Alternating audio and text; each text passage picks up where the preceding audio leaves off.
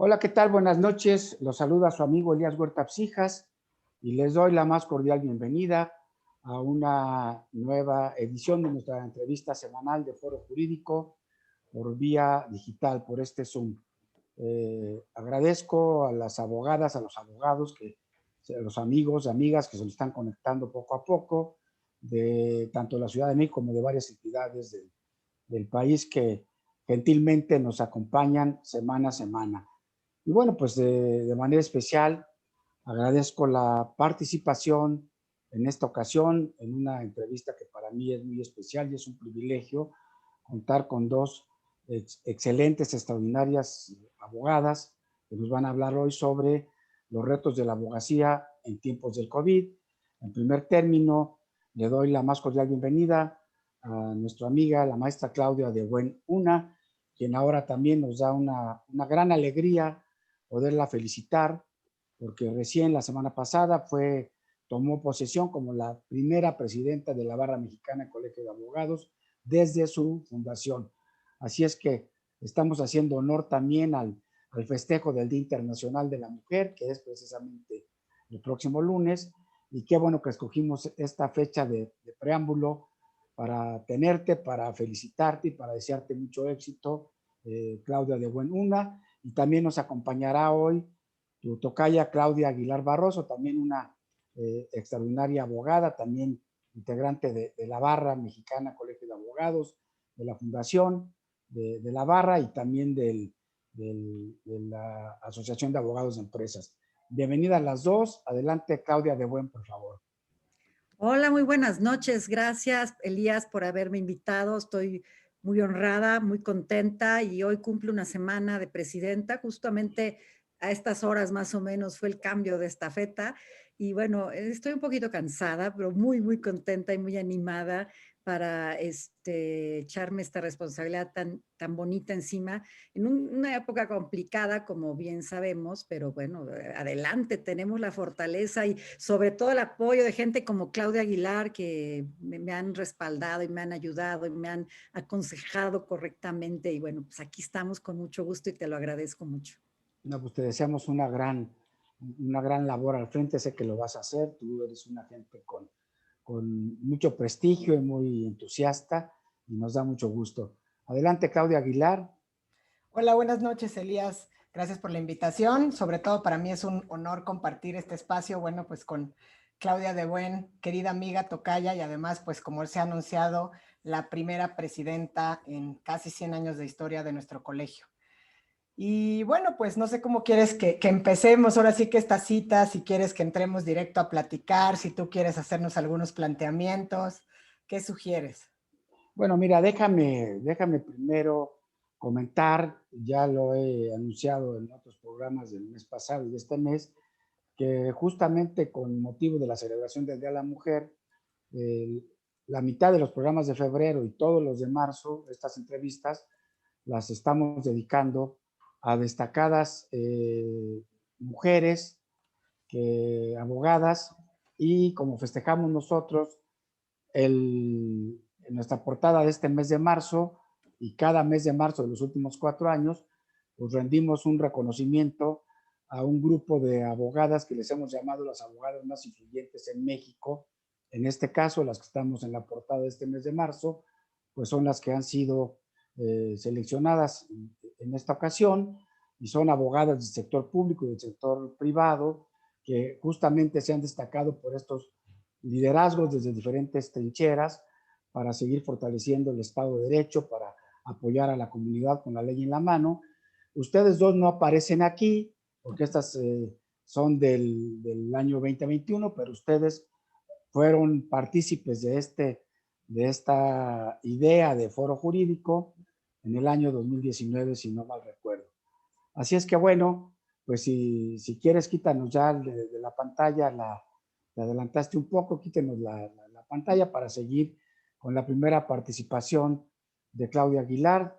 Nos puedes quitar la pantalla que ya se las estamos presumiendo de esta revista con abogadas talentosas, presidentas de tribunales, abogadas litigantes, académicas, en fin. Es para nosotros un orgullo como en foro jurídico poder reconocer estos liderazgos de ustedes, mujeres muy echadas para adelante, como dicen en mi tierra.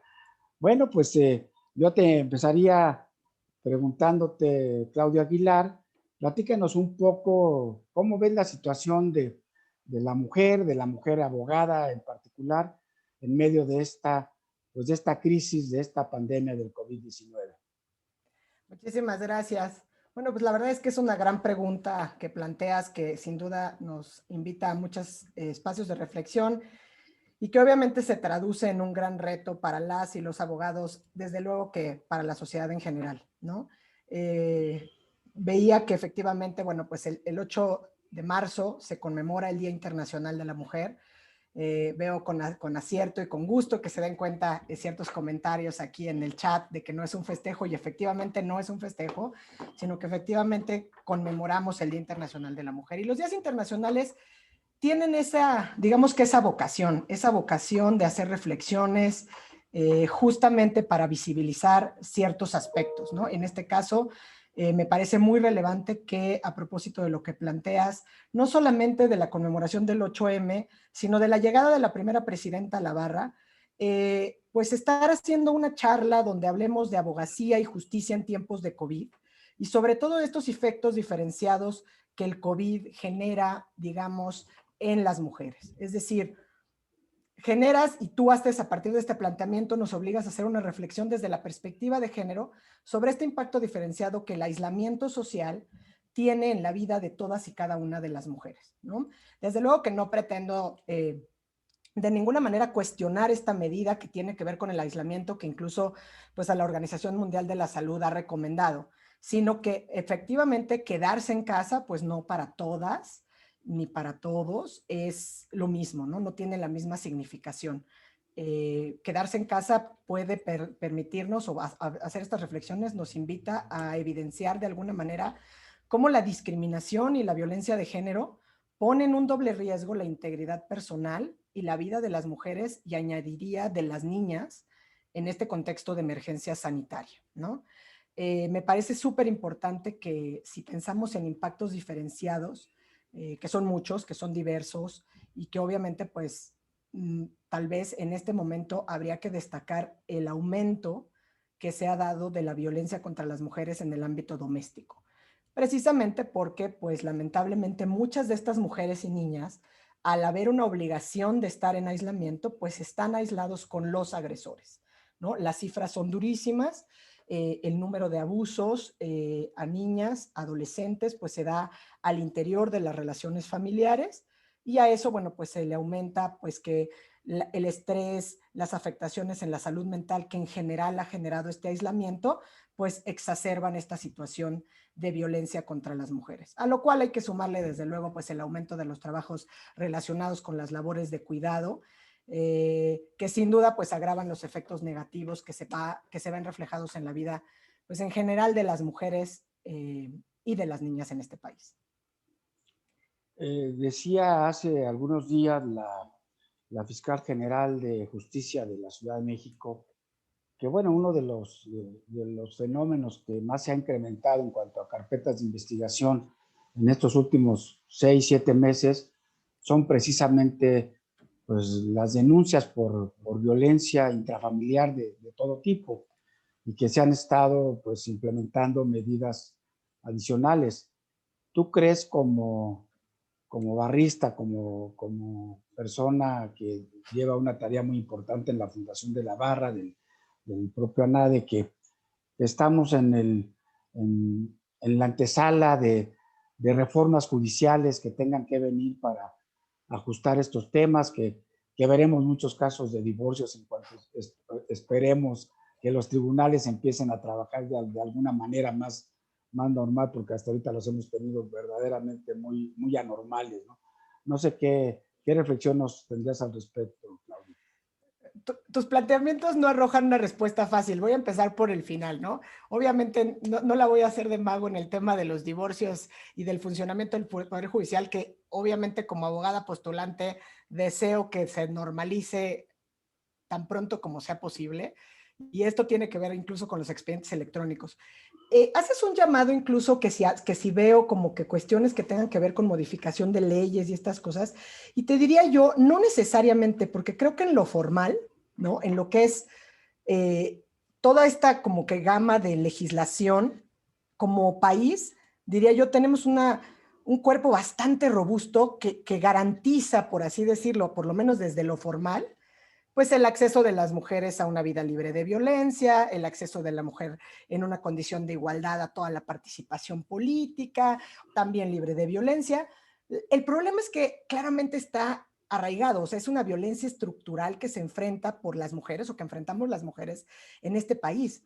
De suerte que el Estado mexicano tiene que empezar por cumplir con sus funciones, ¿no? O sea, no empieza desde cero, ahí lo tiene, los estándares de debida diligencia están establecidos en la Convención Belém do Pará y bueno, pues nuestro país es parte, como lo es de CEDAW y como lo es de toda esta parte, digamos, formal. ¿Qué tendría que hacer? Y siguiendo, por ejemplo, a lo mejor citas a la Procuradora de la Ciudad de México, ¿no? En materia de violencia contra las mujeres, si estamos observando que la medida de quedarse en casa tiene como consecuencia estos incrementos en la violencia intrafamiliar, digamos que hay dos grandes retos para el Estado mexicano, y por Estado mexicano entenderíamos a las autoridades, y a lo mejor ahí es donde los abogados y las abogadas podemos trazar una agenda decidida para poder influir, ¿no? La primera sería de verdad que las autoridades de este país aborden de manera seria y decidida el tema del aumento de la violencia de género en el ámbito familiar, ¿no? Es decir, basta de estar hablando de que no hay datos duros, que las llamadas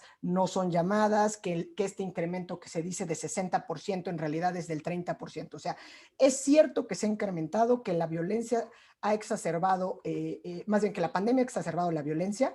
Así lo han manifestado inclusive la Red Nacional de Refugios y la propia Asociación Mexicana de Mujeres Juezas y Magistradas, que han señalado que hay evidencia que el aislamiento aumenta el riesgo de violencia doméstica. Entonces, si empiezan las autoridades por tomarse en serio estos datos, entonces hay una posibilidad de mayor incidencia en la manera de la investigación, la procuración de justicia y desde luego pues en tomar medidas de prevención y obviamente de reparación cuando no se logren esas medidas de reparación. Y en segundo lugar, y a lo mejor aquí este tema es muy importante porque ahí tiene que ver con el ejercicio de las fiscalías, el tema de cómo se reciben las denuncias. En cualquier contexto, pero en este contexto de emergencia sanitaria, ¿no? Es decir, ya mucho trabajo cuesta presentar una denuncia y entonces todavía llegas y pues te van a regresar porque no hay quien la reciba, porque pues, resulta que estamos trabajando a distancia. Entonces, en este contexto de emergencia sanitaria, creo que esos dos temas, por lo menos, nos darían mucho material para poder tratar de, por lo menos, mitigar ciertos efectos o ciertos impactos diferenciados que se da en la vida de las mujeres, precisamente que pues trascienden o que se traducen en el aumento de la violencia de género en el ámbito familiar. No creo sinceramente que sea necesaria una reforma legal, pero sí un planteamiento desde la perspectiva del ejercicio de la función pública, sobre todo de los ministerios públicos, donde haya debida diligencia, por ejemplo, para pues sacar a esos menores o a esas mujeres que denuncian violencia de ese espacio hostil donde se encuentran.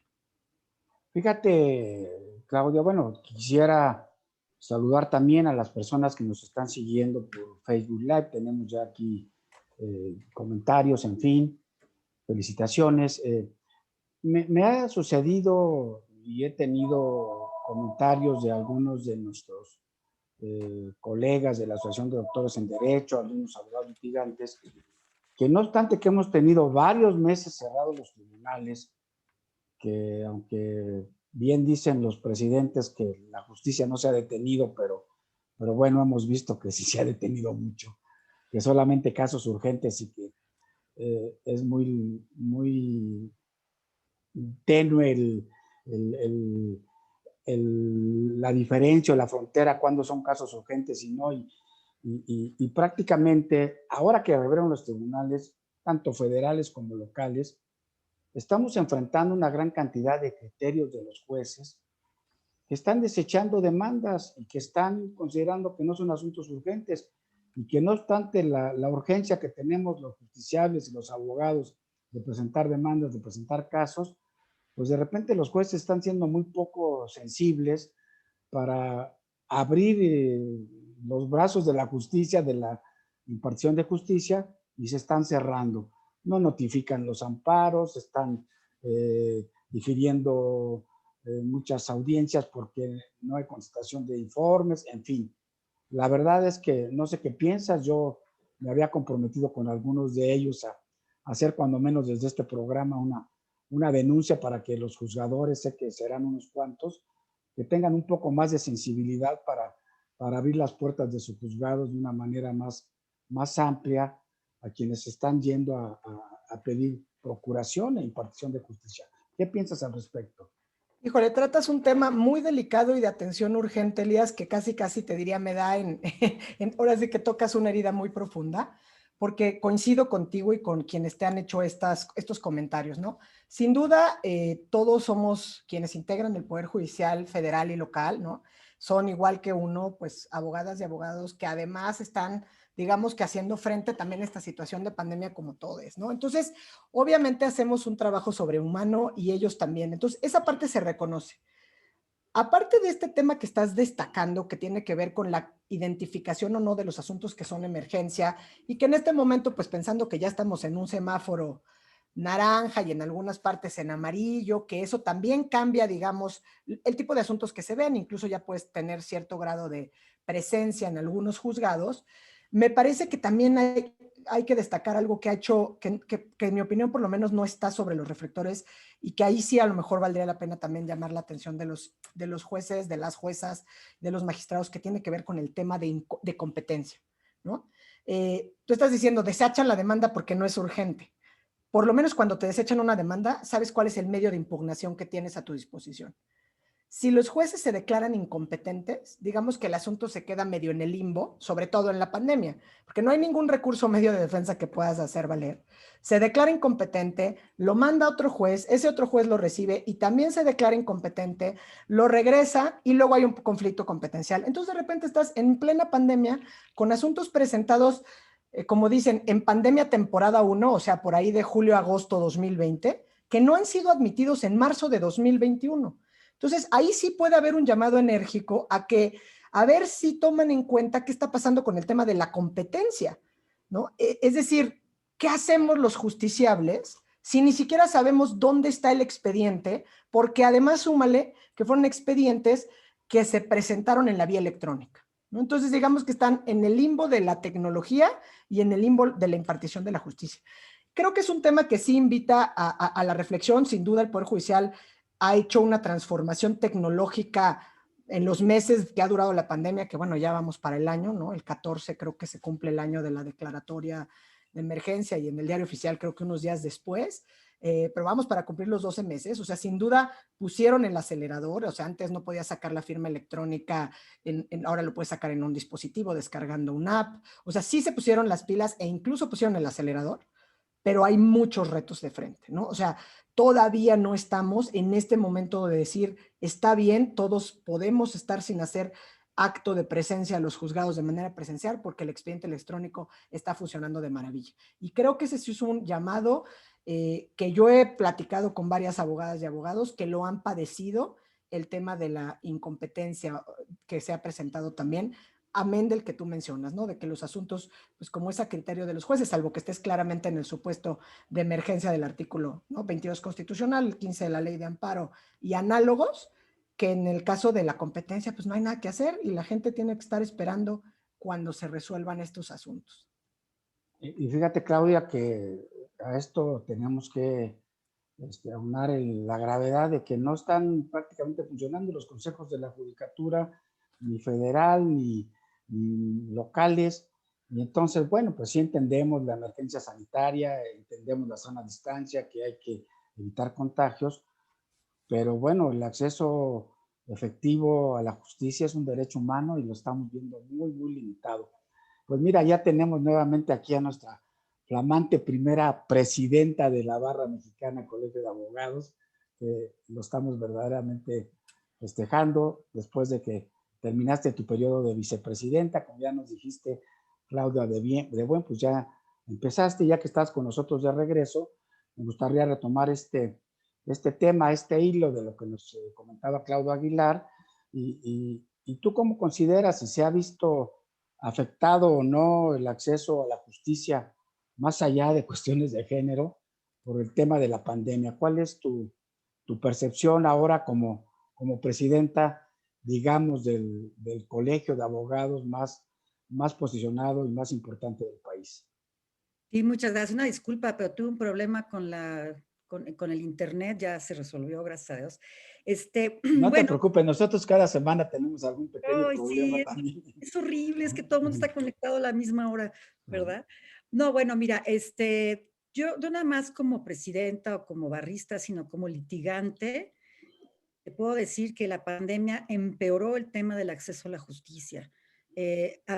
Veníamos teniendo de verdad una deficiencia brutal en el sentido de que muchas personas no tienen posibilidad de acceder a la justicia porque están lejos, por ejemplo, sus poblaciones están muy lejos de los centros de los tribunales o de los juzgados, porque no tienen dinero para contratar a un abogado, porque los abogados de oficio están sobresaturados de temas y entonces no pueden dedicarse como debiera a los temas que se les dan. Y por muchas otras razones, el acceso a la justicia está verdaderamente en una crisis, pero ahora con el COVID, terrible. ¿Por qué? Porque tuvimos alrededor de, no sé, desde marzo hasta septiembre, agosto y septiembre, sin tribunales, y después vuelve a cerrar en diciembre, enero y febrero acaba de abrir. Entonces, sí estamos atravesando una crisis en la que si entraban a los juzgados de 2 a 3 mil expedientes al año por juzgado en la Ciudad de México, ignoro en los demás estados, pero en la Ciudad de México sí,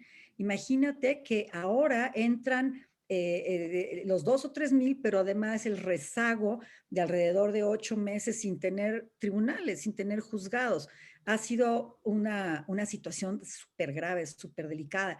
Entonces, sí es algo que a los abogados nos preocupa y además te quiero decir que el hecho de que hayan vuelto los juzgados a abrir sus puertas no significa que estén trabajando al 100%. Están trabajando primero los nones, otro día los pares, pero además para poder revisar un expediente necesitas una cita. Entonces, eso va deteniendo terriblemente las cosas y tristemente porque los asuntos familiares, que es a lo que yo más me dedico, y algunos mercantiles y civiles, no pueden esperar a que la pandemia vuelva a la normalidad. O sea, cuando hay, como decía Claudia, mi queridísima amiga Claudia, admiradísima, cuando hay violencia familiar, las mujeres o los hijos, o los hijos o los hombres también en algunos casos extraños, es muy delicado estar obligados a convivir con el agresor o la agresora, ¿verdad? Y no poder tener una orden judicial para que salga, porque, bueno, normalmente van al juez de lo familiar, difícilmente acuden a un juez de lo penal o al Ministerio Público. ¿Por qué? Pues porque mucha gente no tiene la capacidad económica para tener dos procesos a la vez. Entonces, eso ha sido muy delicado, muy doloroso y yo no entiendo para cuándo podamos llegar, no, nunca vamos a poder regresar a la normalidad.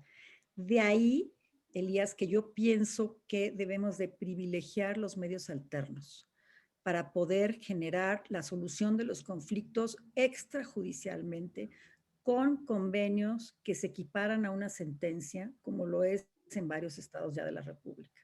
Yo creo que es lo que tenemos que hacer y me parece que no hay alternativa para poder quitar este enorme rezago.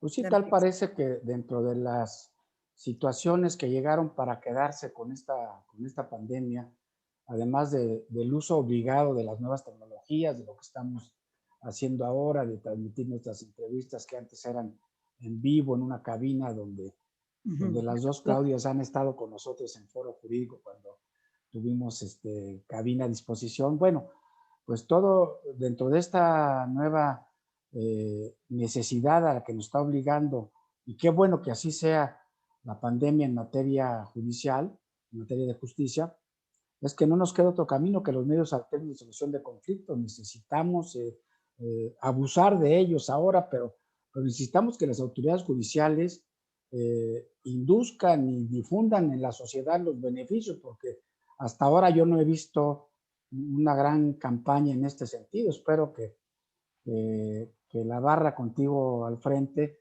empieza esta gran campaña de lo que es el uso. Déjame decirte algo que he comentado en varias ocasiones.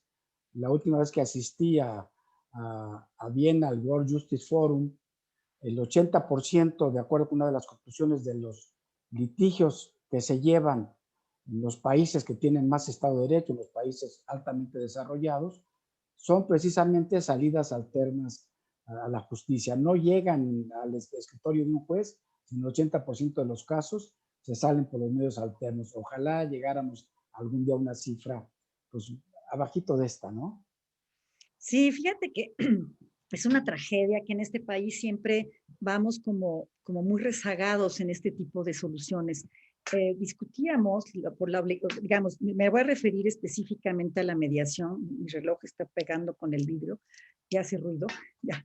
Me voy a referir específicamente a la mediación. Los mediadores certificados por la Ciudad de México tenemos una limitante, que cuando cierran los juzgados, cierra el Centro de Justicia Alternativa y no podemos presentar convenios para que se aprueben. Y mientras no esté aprobado, este convenio no se eleva a cosa juzgada. Ese es un terrible. Entonces, lo que debería de ser es, dejamos abierto el Centro de Justicia Alternativa, admitimos todos los convenios y bueno, al final de cuentas se puede mandar todo vía electrónica, pero no tenemos esa mentalidad y desgraciadamente tampoco los juzgadores privilegian los medios alternos. Hay varias propuestas de ley. Hay una última, bueno, hay varias ahorita, del senador Martí Batres y hay otra del senador Ricardo Monreal. En fin, esta a la que me refiero, la última, la de Monreal, que no es la última en presentarse, pero es a la que me refiero, habla de la justicia alternativa, de la mediación obligatoria en ciertas materias, claro, donde se puede mediar, donde no son renunciables los derechos, ¿no? O sea, por ejemplo, no puedes mediar sobre la patria potestad, no puedes mediar sobre algunos derechos laborales, por ejemplo, pero sí puedes mediar sobre el divorcio, sobre el convenio de alimentos, sobre una serie de cuestiones.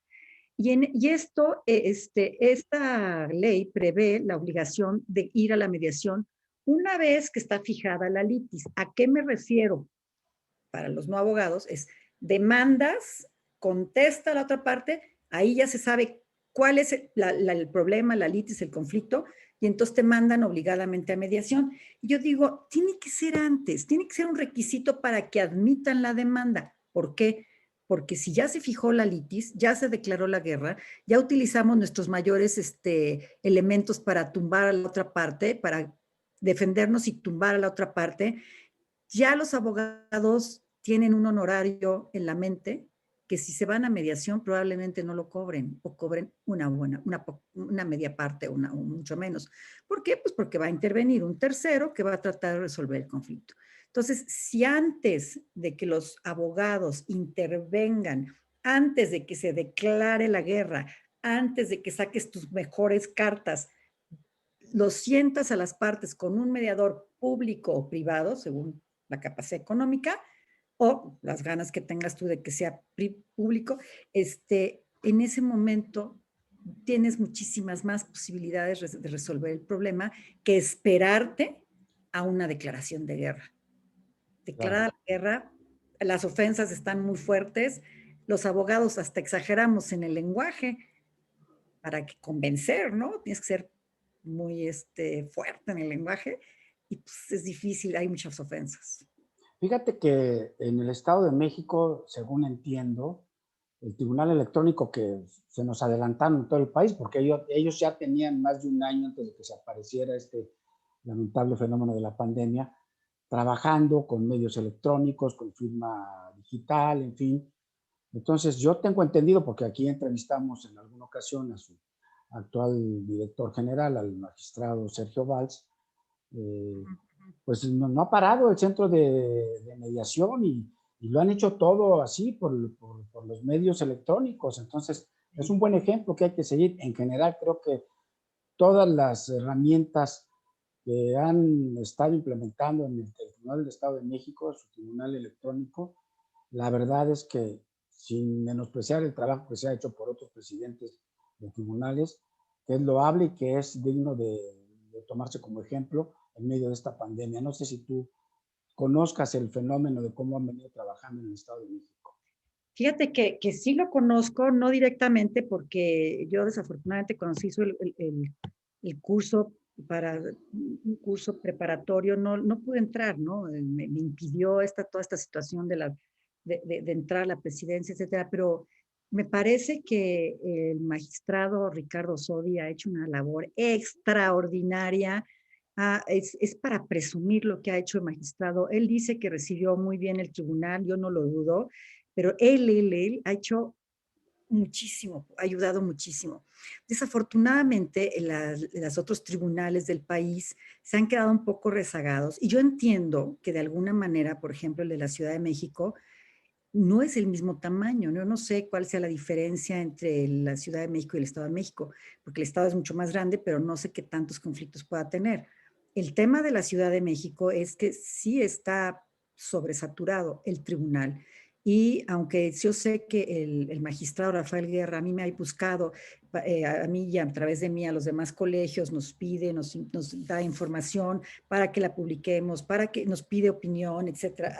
Digamos, no puedo en ningún momento quejarme de cómo ha actuado él, pero la verdad es que no es nada más el presidente, es todo el equipo. Y yo sí siento que están rebasados todos los tribunales de la República. Me parece que sí hay mucho que trabajar y que esto es una lección, como todo lo malo, Elías, de lo malo tenemos que sacar lo bueno.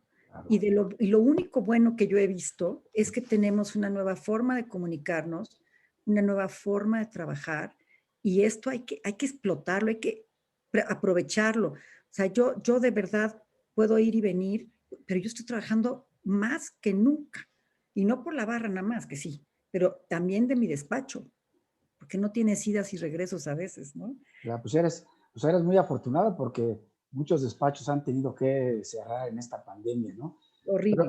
a ver, Claudia, me gustaría que nos dieras una opinión que seguramente a todo nuestro auditorio nos interesa en el marco de la celebración del Día Internacional de la Mujer. Bueno, ya nos has hablado y también Claudia Aguilar sobre este fenómeno de cómo se ha incrementado en época de pandemia la violencia familiar o intrafamiliar. Pero más allá de ese fenómeno, ¿cómo ha afectado la pandemia a las mujeres? Más allá de ese tema, ¿no? Mira, como me tuve que desconectar por el tema de internet, no sé qué fue lo que habrá dicho Claudia, pero mi querida Tocaya, pero ha afectado muchísimo y te voy a explicar. Yo voy a hablar primero en general de hombres y mujeres. Esta pandemia nos ha traído miedo, no nada más miedo de contagiarnos, miedo de perder el trabajo, de que nuestra fuente de trabajo cierre. Tú me lo acabas de decir. Hay despachos que han cerrado y abogados que están pidiendo trabajo de lo que sea, o despachos que se fusionan para tener menos gastos y poder sobrevivir. O sea, la pandemia ha afectado a todo mundo de una manera increíble, pero además nos ha generado una enorme ansiedad y a mucha gente sobrepeso, porque la gente que está en su casa con la ansiedad que trae se dedica a comer. Entonces, cuestión de salud, no nomás la pandemia, sino problemas graves de salud por esta sedentarismo que mucha gente hace. Y hay otros que lo contrario, ¿no? Les ha dado por... Y de salud mental, la OMS lo ha dicho, cómo se han incrementado 5 modalidades de salud mental, ¿no? Terrible, sí. Y te voy a decir, fíjate, a mí me dio, hace justo un año, me dio COVID, fui de las primeras en México, a mi hija también, y a mi hermana, al mismo tiempo las tres. Y resulta que a ellas les fue mejor que a mí. Pero yo sí, a mí se me empezaron a olvidar las cosas. Yo tuve esta consecuencia de que no terminé en un hospital porque no me afectó a la respiración, pero sí me afectó al olfato, al gusto y a la memoria. Yo decía, no puede ser, o sea, ¿qué voy a hacer?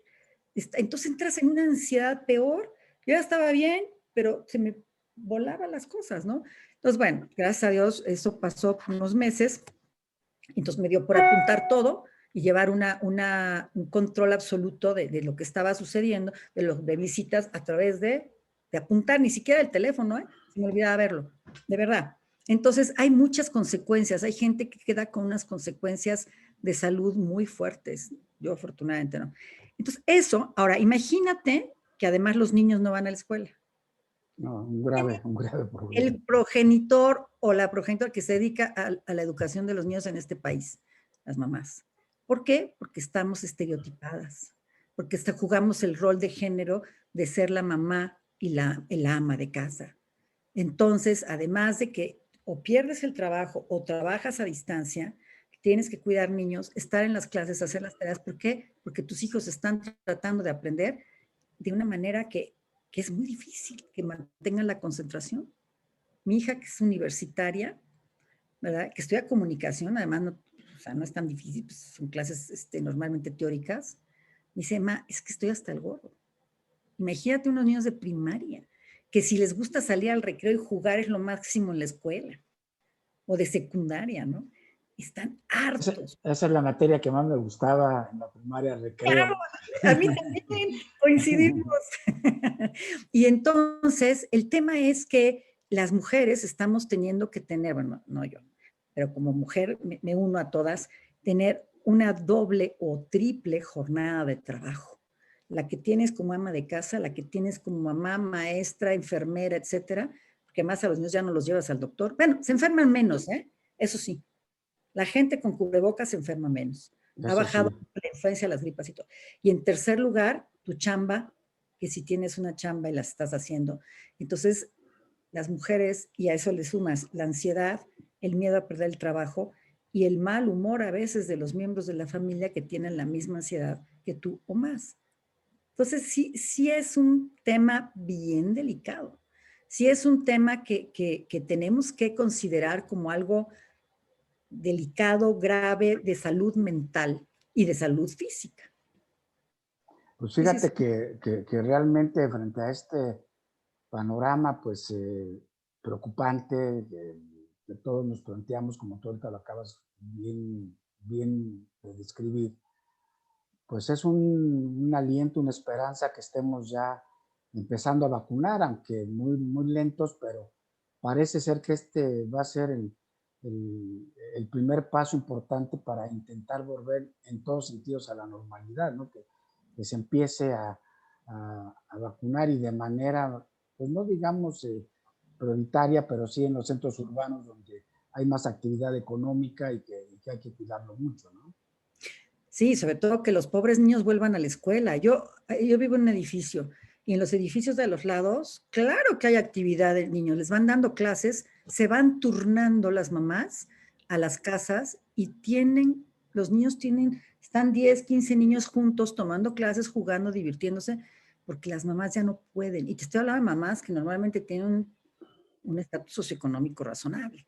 Pero tú imagínate las que no pueden y las que tienen que ir a trabajar a pesar de la pandemia, las servidoras del hogar, las enfermeras, de las tiendas, las que te atienden, o sea, o hombres, ¿no? Todos. Entonces vas con pánico, pero además dejas a tus hijos en la casa. ¿Quién los atiende? Sí estamos pasando una situación súper complicada. Delicada.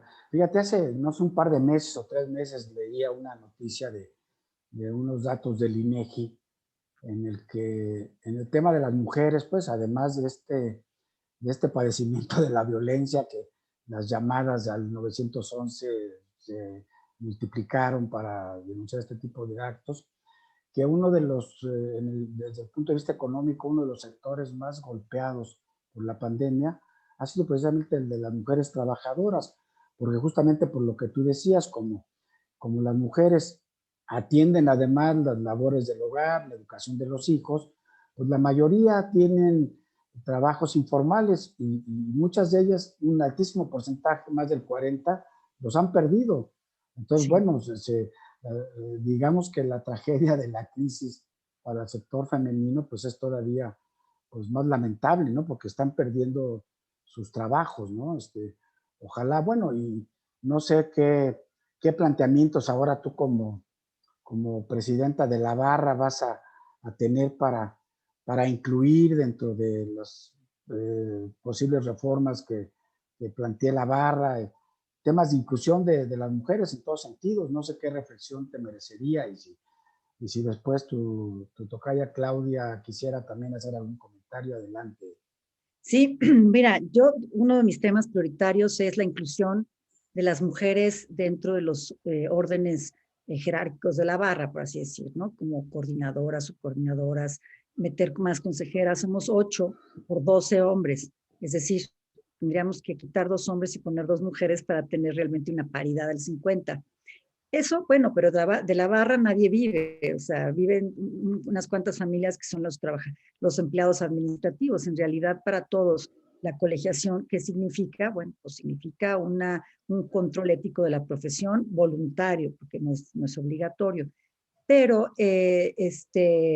tenemos que, bueno, hay una reforma del año 2019, de junio, mediante la cual se ordena que todos los órdenes de gobierno, o sea, se prescribe a nivel constitucional, tienen que tener paridad, 50%. Por eso estaban muy enojados algunas personas, porque tenían que meter los partidos la mitad de mujeres y la mitad de hombres.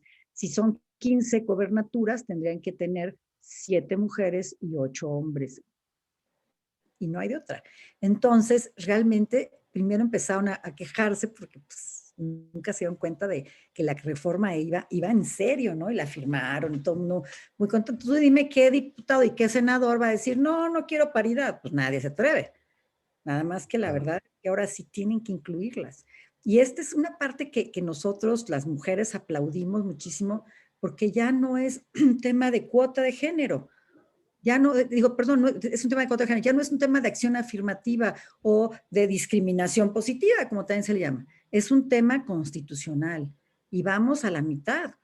¿Qué va a generar eso, Elías? Pues que el día de mañana, no sea necesario que tengamos esa disposición constitucional, porque ya va a ser natural, se va a dar de manera natural.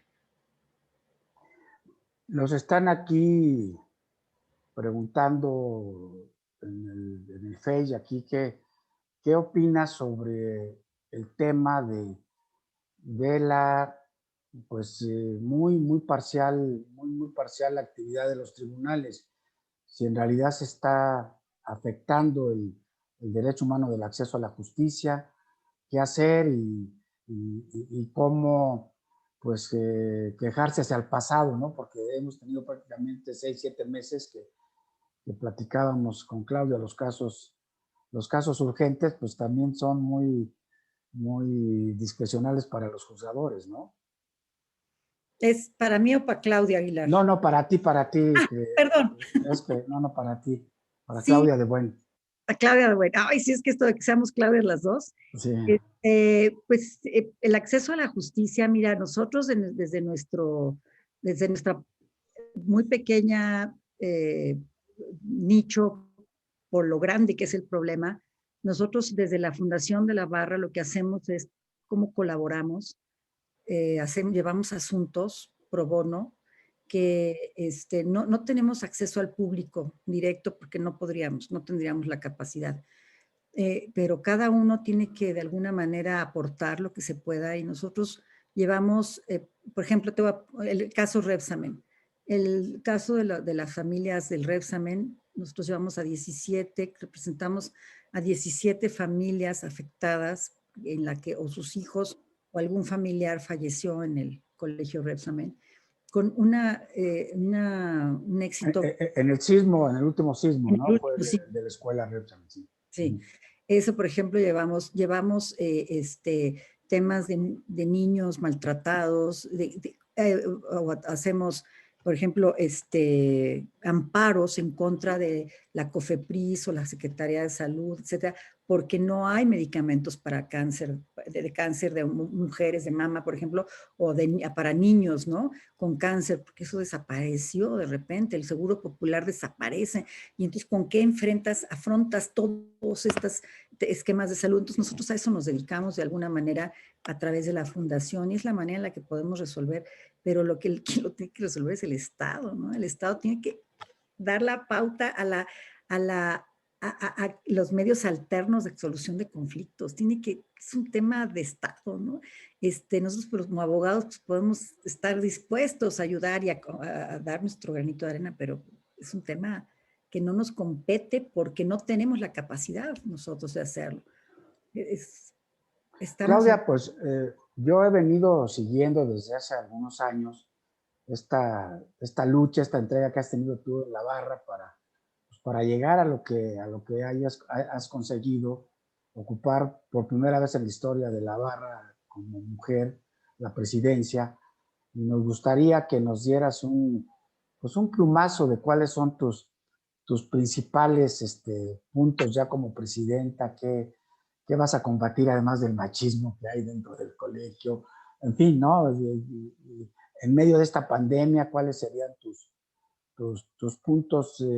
2 años dura tu presidencia, ¿verdad? Sí, 2 años, es hasta febrero del año 2023. Mira, lo primero, Elías, es el Estado de Derecho. Si nosotros no defendemos el Estado de Derecho, estaremos en un grave problema.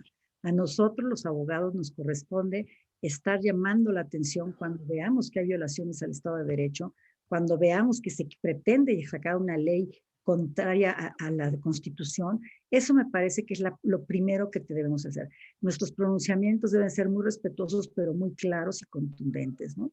Y decirle a las cámaras, al presidente, a los gobernadores, al gobierno, a los tres, ¿cómo se llama? Ay, se me fue la palabra. Niveles de gobierno. Niveles de gobierno, esto está mal por esto y esto y esto. Lo segundo, a mí me parece que el acceso a la justicia es un tema en el que tenemos que incidir muchísimo. Nosotros tenemos acceso a la justicia, ahorita muy mal, o sea, nadie tiene, pero la gente que no tiene dinero para pagar un abogado, la gente que vive en las lejanías, en las rancherías, hijo, ¿qué hacen? ¿No? O sea, terrible. Además no tienen computadora, por ejemplo, hay también el acceso a la educación, ¿no? Los niños, ¿cómo les dices vas a llevar clases virtuales si no tienen ni computadora? O sea, hemos tenido algunos amparos, sobre todo mi querido amigo José Mario de la Garza, a través de su fundación, y él ha logrado que el gobierno les dé computadoras a niños que no tienen acceso, que no tienen dinero sus padres para comprarlas, ¿no? Y además internet, no nomás la computadora, tienes que conectarte, ¿no? Y no, es algo increíble. Después, la inclusión. Me parece que la inclusión es un tema fundamental. Tenemos que tener mujeres en todo, o sea, la paridad de género me parece que es un tema que llegó para quedarse. Tú bien me dices, ¿cómo le haces o cómo le hiciste o cómo llegaste? Pues yo llegué con mucho esfuerzo, 25, 26 años de estar empujando la carreta hasta que hasta que la puerta se abrió y ya que se va a quedar abierta, ¿eh? Esa puerta ya no se puede cerrar. Pues no se abrió solita, la abriste tú y otro grupo de pero colegas. también me ayudaron. Hay gente que estuvo conmigo desde el principio, como Claudia Aguilar, ¿no? Gente que me apoyó, me empujó, me sostuvo cuando yo ya quería declinar. Decía, ya no puedo, me están golpeando, porque no fue fácil. No, Lo creo, lo creo. Sí, pues las resistencias, ¿no? Pero otro punto que me encanta es los jóvenes. Los jóvenes entran a la barra con mucha ilusión y se desilusionan muy rápido porque no conocen a nadie, porque nadie los pela, porque no tienen ninguna relación. A veces van, si son chavos que quieren aprender, pues van y se interesan en las comisiones, etc. Pero en realidad no se vinculan porque nadie los vincula. Entonces yo estoy generando que los coordinadores de las comisiones y subcoordinadores, a cada cuate que entra a la barra o cuata, le hablen por teléfono, le digan bienvenido, tú te inscribiste a mi comisión, la próxima sesión es en tal fecha y te espero para saludarte, para presentarte al equipo. Y eso nunca se ha hecho. Siempre se ha querido hacer y nunca se ha hecho. Ahora lo vamos a hacer. Otra más es la mutualidad. Resulta que con la pandemia han muerto muchos abogados. Y es una tristeza porque muchas familias se quedan sin un centavo, porque los abogados a veces ganan lo del mes, ¿me explico? Pero si el abogado se muere y no tiene un seguro de vida o un seguro, o está en el seguro social, ¿no? ¿Qué le queda a la familia? Nada. No le queda nada, porque los juicios se van a otros despachos. Entonces, la mutualidad es un proyecto que hemos tratado de echar adelante desde hace un par de años y no lo hemos podido lograr, pero ahora invité a la NADE y al Ilustre a echarlo a andar y les encantó la idea. Entonces, le vamos a entrar los 3 colegios y tal vez Abogadas MX, que no es colegio, que es una asociación, pero también podría ser para poderle dar a nuestros abogados la tranquilidad de que pase lo que pase, va a haber un capital que los ayude, que los respalde, ¿sí? Eso es muy importante, es un viejo anhelo Viejo, de los colegios de abogados y el de en doctores en derecho México. también le podemos empezar También, para que, ahí estaremos claro, de mientras invitados más contigo. demos, mejor. Y eso es un tema que me parece fundamental, ¿no? Bueno, vamos a hacer más capítulos. El chiste es tener la cantidad mayor de capítulos hasta llegar a la totalidad de la República, ¿sí? Acabamos de abrir, estoy feliz, la Comisión de Cultura, la Qué acabamos de bien. autorizar el martes, Mm. y la de Historia del Derecho, son la 40 y la 41. Esas está fascinante, me encantó la idea de que me lo hayan aprobado sin chistar. Y bueno, pues son muchos eventos que tenemos que, y claro, continuar lo que los otros presidentes ya habían venido haciendo, Claro. para no tirar a la basura nada del esfuerzo hecho y al contrario, seguirlo, ¿no? Pues tendrás que hacer un doble esfuerzo en época de pandemia frente a los retos de la abogacía. Mira, hay un comentario aquí en Facebook de Fabiola Jaramillo que dice que es importante que mujeres como tú en estos tiempos difíciles defiendan el Estado de Derecho. Estoy de acuerdo que no es muy común esto, así es que nos da gusto, ¿no? Y en Pues relación con la paridad también, el otro día que tuvimos a la consejera Carla del INE, Carla Humphrey, aquí, sí, sobre este tema de la violencia política y de cómo les van cerrando el paso a las mujeres y que los partidos políticos no quieren postular mujeres para los cargos, particularmente no querían para los de gobernadoras, porque dicen, no, pues es que no tienen experiencia. Entonces comentábamos, bueno, ¿cómo claro, van a tener experiencia si no les dan la oportunidad, no? claro. Entonces, ¿Cómo va bueno, a pues ser? Pues, qué bueno que tú seas la primera mujer en la barra, porque ya habrá oportunidad de que otras mujeres con tu trabajo, con tu ejemplo, pues puedan aspirar y seguir esta vía, ¿no? sí, Claudia, déjame, estamos llegando a la parte final del programa, déjame antes de pedirte una reflexión final, hacer un pequeño comercial para invitar, porque luego ya me agarran las prisas, a invitar a nuestro auditorio a que consulten la revista Foro Jurídico de este mes de marzo, que ya la tenemos. Ya les decía al principio del programa que nuestra portada es las abogadas más influyentes del año 2021, es nuestra cuarta edición, ya tenemos cerca de 200 abogadas influyentes y así iremos, ustedes dos son parte de ese capítulo, y decirles que, bueno, la pueden ya consultar de manera gratuita al, a nuestra página, creo que aquí ya ya. la tenemos, www.forojurídico.mx. Decirles que tenemos artículos muy interesantes en este número. El primero de ellos, que ya nos los ponía en portada, es una muy buena entrevista también de coyuntura actual del doctor Alberto Nava Garcés sobre la cibercriminalidad y el COVID-19, cómo ha aumentado este fenómeno. Tenemos también un interesante artículo del magistrado Napoleón Fillat, presidente de la tercera sala regional, de la ejecución de las sentencias del Tribunal Federal de Justicia Administrativa como órgano constitucional autónomo, porque a veces es muy fácil emitir sentencias, pero es complicadísimo que se puedan cumplir. Sí. Tenemos también de nuestra amiga y colega, la doctora Ruth Villanueva, directora general de Protección al Migrante, un interesante artículo sobre esta reciente reforma a la ley de migración para privilegiar el interés superior de la niñez, junto con los intereses de la mujer también. Y bueno, esta que viene muy a tono con tu intervención, que es el de Mariana González sobre la igualdad de género en la profesión legal en el año 2021. Pues bueno, los invito a que consulten la revista Foro Jurídico. También los invitamos a que acabamos de iniciar en la Universidad USEMPER, donde se imparten maestrías en Derecho Penal, en Amparo, doctorado, especialidades, para que se puedan inscribir. No sé si tenemos ahí no, ya no la tenemos. Pues ya con esto, a ver si la va a sacar. Ahí tiene el www.usemper.edu.mx. Hay un 20% de descuento en becas. Quienes deseen inscribirse a estos posgrados en Derecho, pues para que se puedan emparejar a nuestras invitadas de hoy, que tienen muchísimos posgrados en Derechos, maestrías, doctorados y muchísimos posgrados. Bien, pues una vez que hicimos este paquete comercial, pues ya me gustaría, Claudia de Buen, primera presidenta de la Barra Mexicana Colegio de Abogados, que nos dieras una reflexión final sobre cuáles son los grandes retos de la abogacía, de lo que tú nos quieras decir, de los temas de la equidad de género en el país, en fin, para cerrar este extraordinario programa que nos han brindado las dos Claudias, Claudia de Buen y Claudia Aguilar. Muchas gracias. Pues mira, sí, yo creo que yo hablaría de dos retos principales para mí. El primero, bueno, es el comportamiento ético de la abogacía.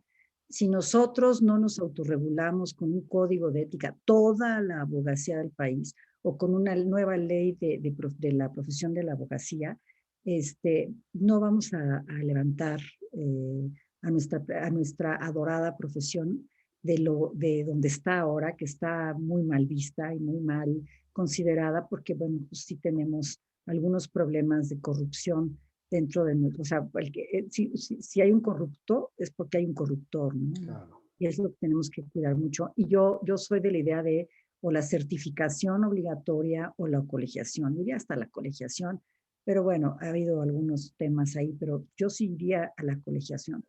Y la segunda es un mensaje a las mujeres, decirles que para llegar a donde uno quiera llegar, tienes que creértelo, tienes que estar convencido de que puedes hacerlo, tienes que saber que puedes llegar, es decir, confiar en que lo vas a hacer, en que puedes, porque eso es más de la mitad del trabajo.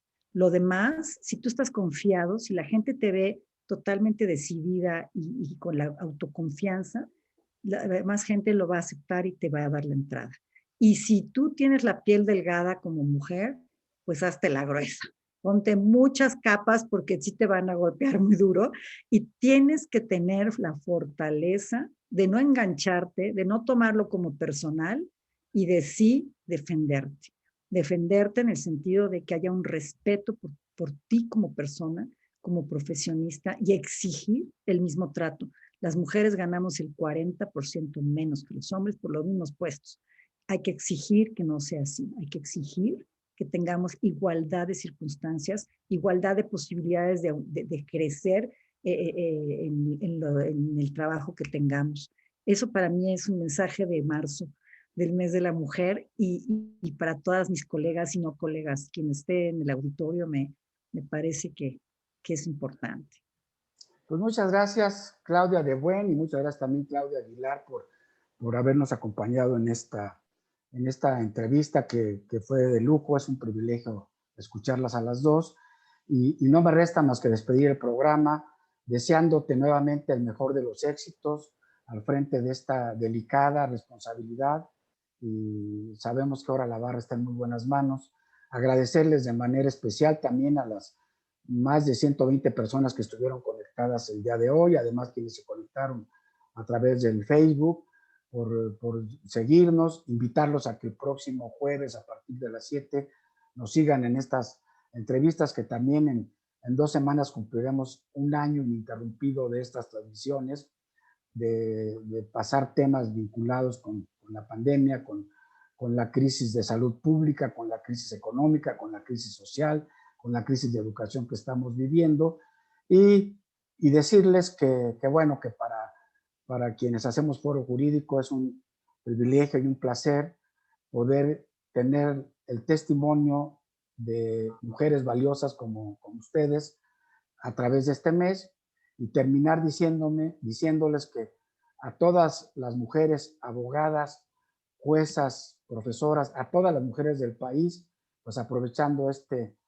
mes de marzo, este 8 de marzo, darles una felicitación que deberíamos dárselas todos los días de todo el año, pero particularmente pues ahora tenemos que celebrarlo, y este país cada vez es más grande por mujeres talentosas, comprometidas, sobre todo con la ley en la mano, con ustedes las dos Claudias.